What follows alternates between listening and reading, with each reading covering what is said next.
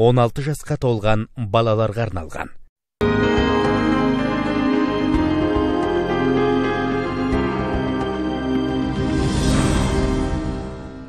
Армысыздар, қадірлі телекөрермен. Қоғамымызда отбасылық зорлық-зомбылықтың белең алып отқаны бәрімізге белгілі, ащы да болса шындық. Сондықтан бүгінгі бағдарламамыздың тақырыбын отбасыдағы зорлық-зомбылық деп алдық. Аталған тақырыптың аясында бұл зорлық-зомбылықты қалай тоқтатуға болады, алдын алу шаралары қалай жүргізілу керек, отбасы зорлық-зомбылыққа тап болған адам қайда, кімге баруы керек деген сұрақтарға жауап іздеп көреміз. Бүгінгі тақырып бойынша түсірілген бейне сюжетке назар аударайық.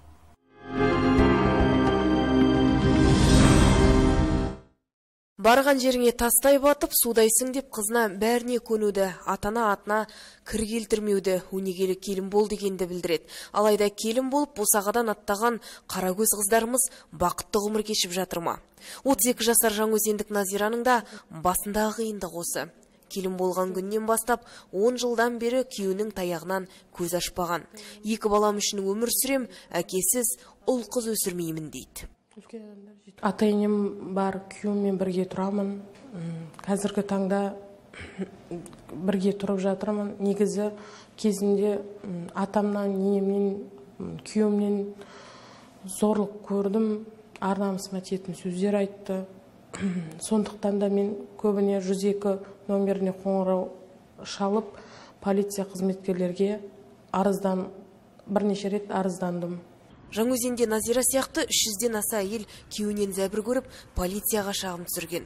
Отбасылық даудамайдан 15 азамат әкімшілік жауапқа тартылып, 5 айдың ішінде 3 жеңіл дәрежедегі қылмыс орын алған. Инспекторлар отбасыдағы жанжалды реттеп, әлімжеттіктің қайталанбауы үшін түсіндірме жұмыстарын жүргізеді. Ерінің езгісіне шыдамаған әйелдерге құқықтық қолдау көрсетеді. Жергілікті полиция қызметі бөлімінің учаскелік инспекторларымен жаңа әйелдерді зорлық-зомбылықтан қорғау тобы осындай жәбір көрген әйелдерге психологикалық жалпы көмек көрсетеді. Құқықтық саласынан болса да түсіндіру жұмыстарын жүргізіліп, олармен тығыз байланыста жұмыс жасаймыз. Полиция инспекторлары күйеуінен жапа шеккендердің кейбірі шағымдануға жасқанып, зорлық-зомбылыққа үнсіз көнетінін айтады. Әлеуметтік жағдайдың төмен болуы, жұмыссыздық, қаржы жетіспеушілік пен ішімдіктің салдары отбасылық даудамаймен аяқталары сөзсіз. Сол себепті әйелдер осындай дерттің құрбаны болады.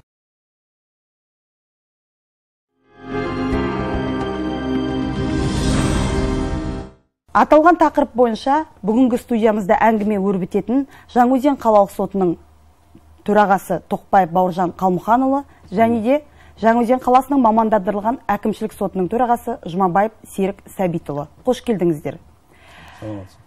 Бауыржан Қалмұханұлы, ең алдымен сұрақты өзіңізден бастағымыз келіп отыр. Жаста болса бас болып, үлкен сотты басқарып отырсыз қазіргі таңда. Өзімізге белгілі Жаңаөзен қаласында әлеуметтік жағдайлардың кейде ушығып кететіні де бар. Әрине, ол әлеуметтік жағдайлар отбасында да көрініс тауып жатады. Сондықтан Жаңаөзен қалалық сотында отбасы зорлық-зомбылығына қатысты қандай санаттағы істер қаралады? Сонымен қатар олардың алдын алу барысында қандай жұмыстар, жаңа жобалар шегінде өздеріңізбен атқарылып отыр? Осы Жаңаөзен қалалық сотында осы зомбылық және зорлық отбасы бойынша арнайы сот ғимаратында медиация кабинеті ашылған. Осы медиация кабинетіне түскен арыздар бойынша неке бұзу және алимент мөлшерін азайтуға судья, татуластырушы судья шақыртады екі тарап келгесін. Осы де арнайы кабинетте екі адам келіп, сот залына кірмей, арнайы өзі бір-бірімен сөйлесіп, татуластыруға рәсім өткізіп, осы нәтиже шығаруға, татуласуға нәтиже шығаруға шешім қабылдайды. Арнайы соған мәліметтері сәйкес, былтыр салыстырғанда биылды осы медиация кабинеті ашылғасын татуласу істер бойынша саны көбейді 2 есе. Былтыр салыстырғанда осы 6 айдың ішінде 43 азаматысы татуласу рәсім бітірген, биылды рәсім 89 іс бітірген татуласу. Осы татуласу рәсімдер өткізу тағы қосымша проект ашылды ол жақында. Ол сотқа дейін татуластырушы судья. Ол судья, татуластырушы судья, татуласады, екі тарап 5 күн талап арызы түседі. Сол 5 күн ішінде екі тарапты шақырып, татуласуға шара қолданады. Ол нәтижесі енді 6 айда көрінеді. Енді өзімізге мәлім қазіргі таңда зорлық зомбылықтың кесірінен бір-бірінің түсініспеушілік салдарынан көп отбасылар ажырасып жатыр. Біз Ақтау қалалық сотының төрағасымен де тілдескен кезде қазіргі жастардың сотқа келіп, маған ажырасу туралы шешімді тез шығарып беріңіз, бізге татуласуға уақыт бермеңіз деп көбіне көп ұрыс шығарып жатқаны айқын. Ал сізде Жаңаөзен қаласында ажырасу мәселесі бойынша қалай тұр? Қазір арыз көп па? Жастарды бітімге келтіруге жастар құлақ сала ма? Әрине, енді неке бұзу туралы талап арыздар 50% саны болады. Осы талап арызы түскен, осы татуластыруға, осы зомбылық, отбасы зомбылықтың көбесі сондай істер түседі. Ол екі ерлі-зайын арасында енді ер адам атынан осай қол жұмсайды әйел адамдарға, содан көбісі талап арыз түседі. Енді оған біз қандай шара қолданамыз? Осы жақында аймақты инспекторды шақыртып, осы әр өзін инспектор, өзін аймақта, өзін осы жерде арнайы үйде қай жерде осай айқай шу шығаратын, және көп мас күйде үйге келеді, мас күйде айқай шу шығарады, әйелдерге өзін ерлі-зайға тиесіп, қол жұмсайды. Сондықтан көбісі сондай себептер болады ажырасуға. Себебі содан дейсіз ғой. Рахмет. Енді біз сіздің тақырыбыңызға келген сияқтымыз. Серік Сәбитұлы жаңа айтып өтті, Бауыржан Қалмұханұлы, көп ажырасудың бірден-бір себебі ер азаматтың әйел азаматқа қол жұмсауы. Оны әрине үйдегі бала көреді, шаға көреді, ол баланың психикасына кері әсер етеді. Әйел адам, нәзік әйел адам, ер адамнан біраз ол әлсіз. Сондықтан оның бірден-бір шағымданатын жері ол ішкі істер қызметкерлері арыз жазылады. Артынан ол арыздардың негізгі түпкілікті шешім қабылдау үшін сотқа келіп жатады. Сол санаттағы істер қалай қаралады? Сол санаттағы істер бойынша бітімге тараптар келе ма, бір-бірін кешіріп жата ма? Сол туралы осы әңгімемізді ары қарата өрбітсек. Әкімшілік заңнамада зорлық зомбылыққа байланысты арнайы баптар көзделген. Бұлар 73-ші бап, яғни отбасылық тұрмыстық қатынастағы адамдар жанұя тыныштығын бұзу, үйдің ішінде былапыт сөйлеу, жалпы үйдің тыныштығын бұзғаны үшін жауапкершілік көзделген. Сонымен қатар жаңа айтылғаны ұрып соққан әрекеттер бойынша да бөлек баптар көзделген. Әкімшілік кодексте жауапкершілік бар. Енді отбасылық тұрмыс қатынастағы адамдар болғандықтан араларында жанжал орын алып тұрады. Арыздарды жазылады, жаңа өзіңіз айтқандай полиция органдарына. Материал түбінде сотқа келеді. Сотқа дейін немесе сотта процестің үстінде де татуласып жатқан жағдайлар өте көп бізде. Қазіргі уақытта медиация заңнамасының кеңінен қолданудамыз. Кәсіби медиаторлардың көмегімен бірнеше істерді қысқарттық. Бұл санатта енді айтып өтетін жер, медиатордың қызметі де ақылы, бірақ бірнеше дөңгелек үстел семинарлар өткіздік. Кәсіби медиаторлардың өздері де материал жағдайына байланысты ақысыз жұмыс жасауға дайындығын көрсеткен, және қазір сол бағытта жұмыс жасап жатырмыз. Ал осы әкімшілік кодекстің кейбір баптарымен медиация қолданбайды. Қолданылатын нақты баптарды сіз халыққа түсіндірме жұмысы ретінде айтып өтесіз ба? Қандай баптар бойынша медиация қолданылып, әкімшілік іс қысқартылуға жатады? Әкімшілік кодексте тараптардың татуласуына байланысты істің тоқтату негіздері 64-ші бабында көрсетілген. Нақты баптар бойынша көрсетіліп кеткен. Жаңа айтылған 73-ші бабы, 73 прим 1, 73 прим 2. Сотта тәжірибеде кездесетін статьялар осылар. Осы баптар кездесіп, осы бойынша татуласуға мүмкіндік болғандықтан, оғанда медиацияны да қолданып жатырмыз. Ал мысалы, жол көлік оқиғасы бойынша, толтырылған хаттамалар бойынша тараптар келісіп тұрса да, оларға медиация қолданбайды. Ол жерде жоқ. Жаңа 64-ші бабында бұл баптар көрсетілмегендіктен міндетті түрде сотқа барады, және татуласуына байланысты қысқартылуға жатпайды. Түсінікті. Бауыржан Қалмұханұлы, енді соттарда қазір түрлі жобалар жүзеге асырылып жатыр. Соның бірден бірі онлайн сотқа қатысу болып табылады. Жалпы бізде Маңғыстау кең байтақ жер, Маңғыстауда да тараптар әр жерде орналасқандықтан, сіздің сотта осы онлайн сот іс қарау қай дәрежеде?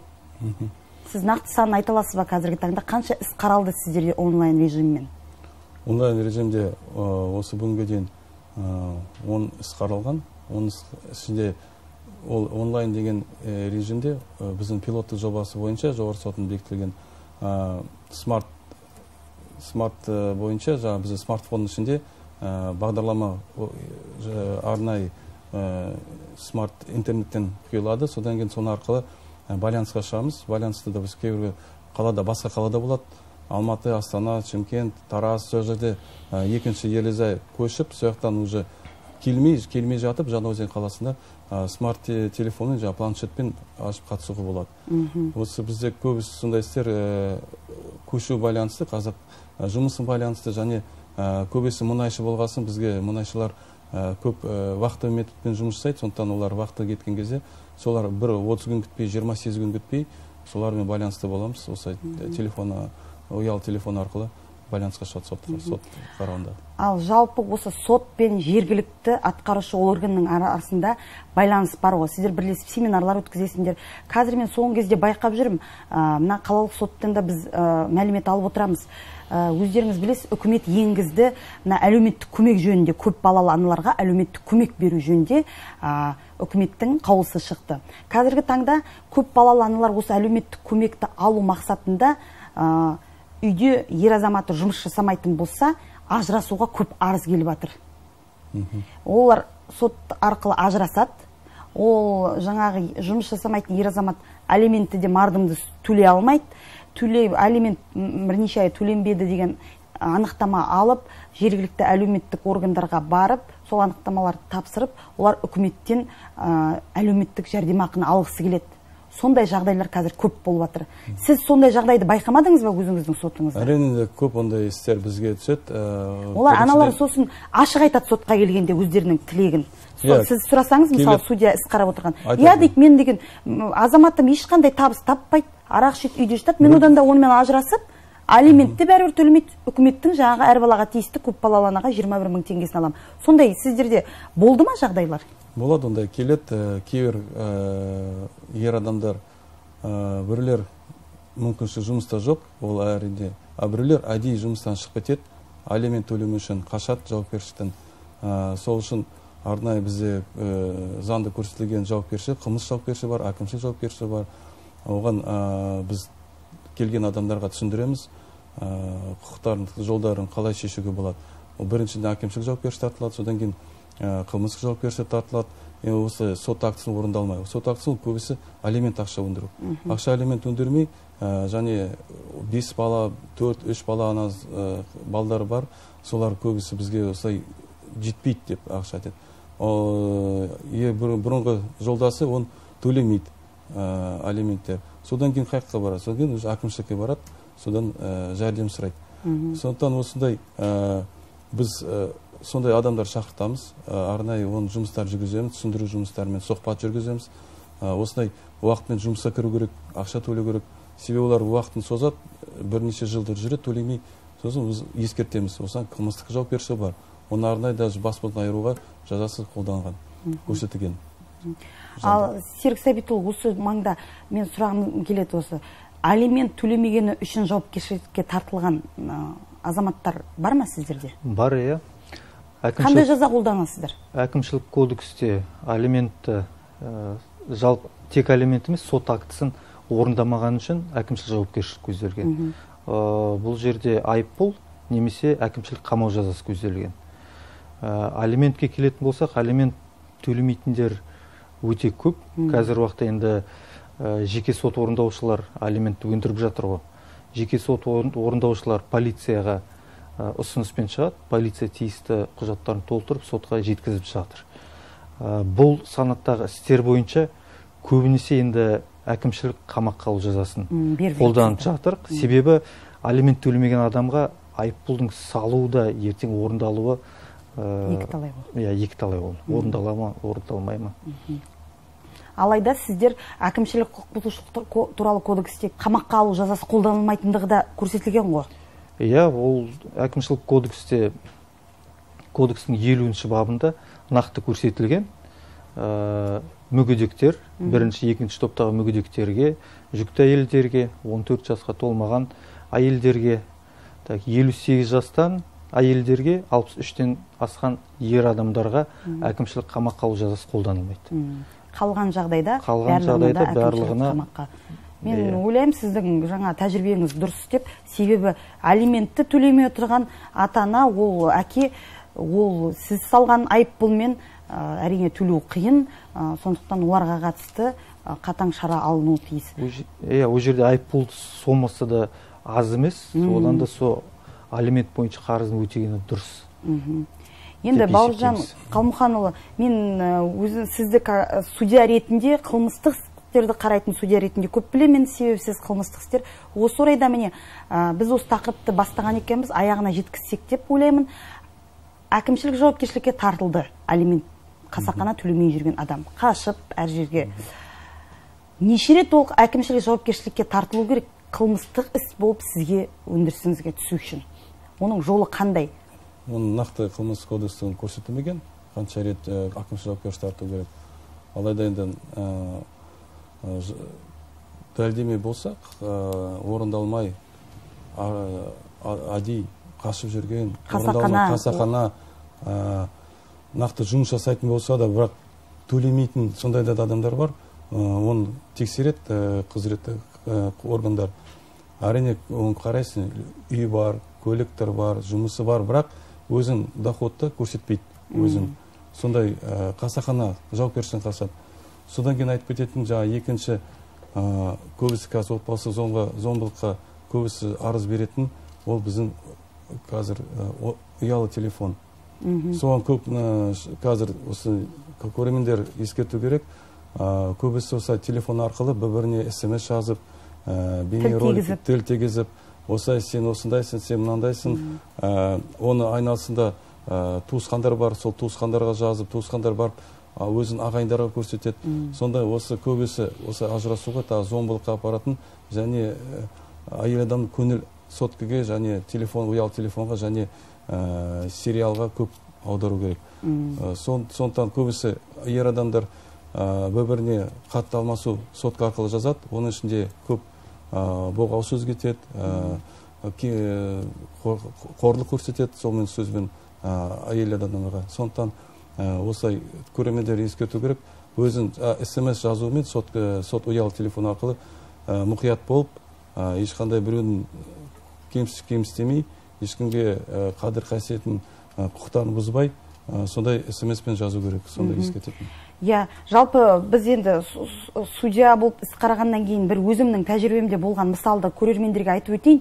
Бір өкініштісі, әрине, әкелер осы алимент төлемей жүреді, қашқақтап. Алайда осы қылмыстық жауапкершілік туындаған кезде бізде болды, бірінші сот сатысы қылмыстық жауапкершілікке тартып, 1 жылға бас бостандығынан айырылған апелляциялық шағым жазды. Жаңағы алименттен қашып жүрген әкеміз. Ол кісі апелляциялық шағымында төлеуге дайын екенін, қазіргі таңда белгілі сумманы тумаластары жинап беріп отырғанын дәйек қылып келтірді. Біз апелляциялық сатыда апелляциялық судьялар іс қараған кезде жаңа жігіттің айналасының бүкіл тумаласы жиналып, жаңа қомақты сомманы, ол миллионға жетіп қалған, 700-800 мың қарыз алимент бойынша әкеп берді. Біз әрине тағы да біздің өзіміздің жобамыз аясында, татуласу аясында жаңағы алиментті өндіріп алушы ана балаларына мен енді ақшаны беріп жатырса кешірім берем деген сөз айтты. Сондықтан біз ол адамның жазасын жеңілдеттік. Әрине ол өкінішті жағдай, оған қуанатын ештеңеміз де жоқ. Себебі ер азамат өзінің жауапкершілігін түсінбей, тек қана тығырыққа тірелгенде ғана ол ақшаны беру керек екен, сол кезде ғана құтылатындығын түсініп, тек қана соттың алдына келгенде де, онда да бірінші сатыда сот емес, ол үшін мен соттай қоярсың ба деген, соттай қояр дейсің ба деген бағдармен жүрген шығар. Ол көзі жетіп, артынан апелляцияда осылай соттардың араласуымен ғана сот шешімі орындалды. Ол тағы да қайталап айтам, құрметті көрермен, өте өкінішті жағдай. Әр әке өзінің міндетін, балалардың арасында борышын өтей білу керек.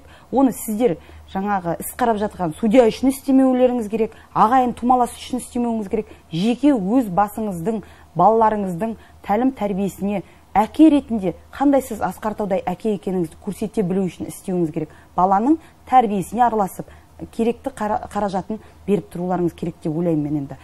Жалпы осы мақсатта бұнандай ой туады, біздің азаматтардың өкінішті құқықтық сауаттылығының төмендігі екендігі. Енді Серік Сәбитұлы, сіз өзіңіз қалай ойлайсыз, осы құқықтық сауаттылық жолында қандай сіздің өзіңіздің сотыңыздың тарапынан азаматтардың құқықтық сауаттылығын көтеру мақсатында қандай шаралар ұйымдастырылуда? Қазіргі кезде азаматтар әрине келетті, сотқа келетті, бәріне кінәлі судьялар сияқты көп артық әңгімелер айтады. Бірақ қазір интернет дамыған заман, телегазет, журнал, телевидение дамыған заман, барлығын түсіндіріп бағуға тырысып жатыр адамдарға. Сіз өз тарапыңыздан қандай қадамдар жасаудасыз осы халықтың құқықтық сауаттылығын көтеру мақсатында? Халықтың сауаттылығын көтеру мақсатында енді телеарнадан сұхбат беріп жатамыз, судьялар, өзім, газет бетіне мақалалар шығарылады.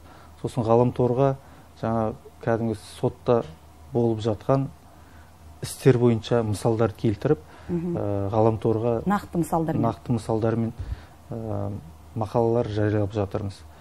Фейсбукте сіз тіркелгенсіз ба? Фейсбук міндетті түрде тіркелгенбіз. Сонымен қатар соттың, әкімшілік соттың үйлестіруші болып табылам, осы бағыттағы. Бұқаралық ақпарат құралдарымен жұмыс жөнінде. Сол Фейсбукпен тығыз жұмыс жасаймыз. Жалпы өзіңізге келтірілген сындарды, өзіңіздің сотыңызда қаралған істер туралы сындарды сол шынымен қабылдап, оған жауап беріп тұрасыз ба? Сындар түсетін болса, міндетті түрде бұл бойынша тексеріс жүргізіліп, нақты ғаламтор бойынша тиісті жауаптарыңызды беріп жатырмыз. Рахмет.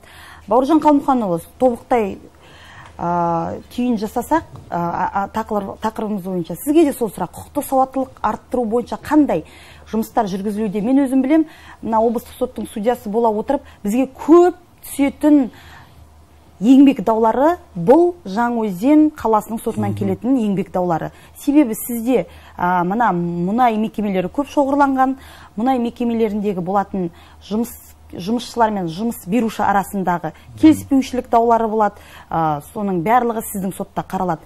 Сіздер құқықтық сауаттылық халықтың арттыру мақсатында осы мекемелерге барып, мұнай кәсіпорындарына барып, халықпен, жұмысшылармен пікір талас, сөз сайыс өткізесіздер ма?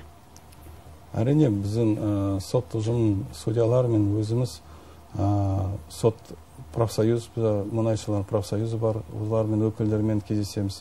Және өзі мұнайшылар талап арыз түседі, осы еңбек дауы бойынша. Солармен өзіміз медиация татуластырып, осы мұнай компаниялармен өкілдермен кездесіп, солармен қандай осы татуласуға болады, қандай жолдар табамыз. Соның рәсімді өткізіп, біз сөйлесеміз, сұхбат жүргіземіз. Арнайы оңай емес, себебі ол жерде кім кінәлі деп өзі жұмысшы, жұмыс беруші ма, кім соны жерде анықтау үшін, себебі это пайызбен өлшенеді. Кім кінәлісіз, ол кәдімгі оған арнайы өзі тексеріс өткізеді. Тексеріс өткізген қорытындысы бойынша бізге осы сотқа арызбен келеді. Біз оны қайтадан тексереміз, сол қорытындысы бойынша кім кінәлі, не жұмыс беруші, не өзі жұмыскер адам, сондықтан өзі сол нәтижесі бойынша біз өзіміз шешім қабылдаймыз. Сіздің де Фейсбукте парақшаңыз бар ғой? Әрине, біз жұмыстар жүргіземіз. Ол парақша өзінің әлеуметтік желісінде Facebook, Instagramда бар. Ол әрине біздің өзі Жаңаөзен қаласын жалпы тек Жаңаөзен қаласы емес, енді Маңғыстау облысы бойынша, басқа республика бойынша бізге парақшаға арнай өздерінің пікірлерін жазады. Сон пікірлер біз тыңдаймыз, тексереміз, жүргіземіз, зерттеулер жүргіземіз, соны жауап береміз. Рахмет, құрметті қонақтар. Құрметті телекөрермен, жалпы бүгінгі тақырыбымыз біз отбасылық зорлық зомбылықтар деп алдық. Алайда өзіңіз байқағандарыңыздай әңгімеміздің бағыты алимент өндіру мәселесі бойынша біз кеңінен айтуға тырыстық. Бұл неге? Себебі күнделікті өмірде көп аналардың маған қоятын сұрағы, алимент төлемейтін әкеге қандай шара бар? Осы тақырыпты алып, осы ойды өрбітіп, өзіңізге біздің айтылған ақылдарымыздан, кеңестерімізден сәл де болса бір түйсік алдыңыздар деп ойлаймын. Сондықтан әрқашанда өз құқығымызды біліп, қорғана білейік. Келесі кездескенше күн жақсы болғай.